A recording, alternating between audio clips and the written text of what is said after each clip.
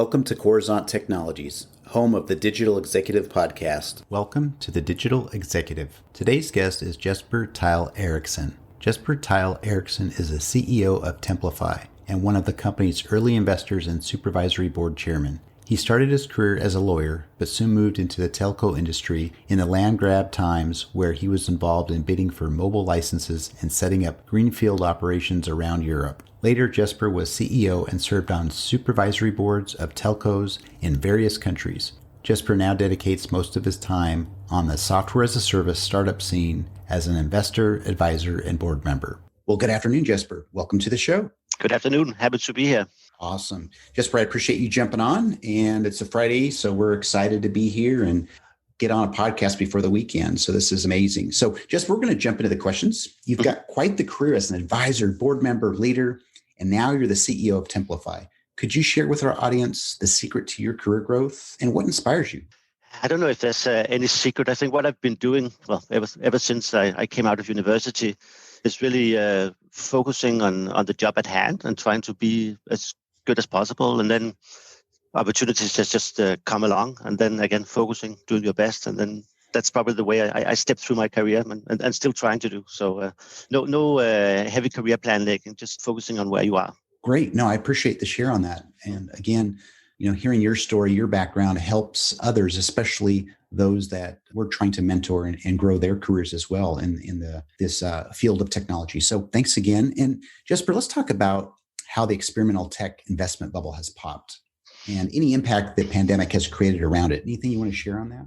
Yeah, I think it's very clear also in our work on a day-to-day basis that companies, due to the pandemic, start focusing even more on buying software where they can actually see a fast and visible return on investment. So where in the past you might have been around and trying different kind of new software to see what it can do for you, you need more proof of front now that this is actually worthwhile to spend both time and even more money on doing. And I think that's a natural thing when things are a bit more difficult in the world, things get tightened up. And I probably think that's what we see now also on the tech side. Great. I appreciate you sharing that. And that's so important, having someone with your expertise and background on the show to share some of that. So thank you. And Jesper, let's talk tech strategy. Mm-hmm. Why do companies need to invest in tech that delivers improved employee productivity, like document management, rather than on the disruptive new technologies? I think if you think about large companies or more or less any company, a lot of documents, you could say, a compilation of content, I like to call it, is created on a daily basis. And if you could just reduce a bit of time every time a document is created, and at the same point in time, I would say, you can make sure that what is created is actually compliant, precise, and represents your company exactly the way you want, then that is a wonderful investment for you to do. So making sure that all the content around there in the company, whether it's sitting on an internet page or in Dropbox or wherever you store your stuff, that content is actually enabled for the individual user of the content. So it's presented right where the person needs it when a document is created. The ROI on that and the compliance effects of that is just so huge. Certainly. And I think people, are caught up in this day of, digital transformation, the buzzword, right? How do we disrupt and how do we fix things by bringing in innovative technologies? And you're absolutely right. In my experience as well, sometimes it's just the obvious things around process improvement that make the difference. So thanks for sharing that. And Jesper, last question.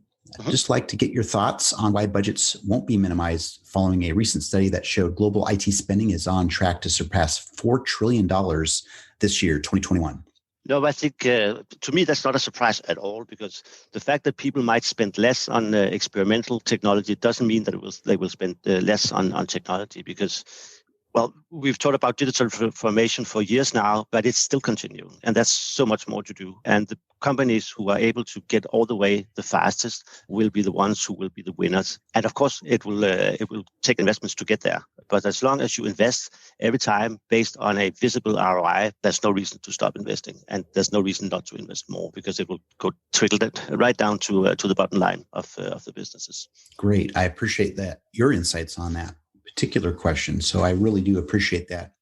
And Jesper, it was a pleasure having you on today, and I look forward to speaking with you real soon. Great talking to you. Thank you. Bye for now.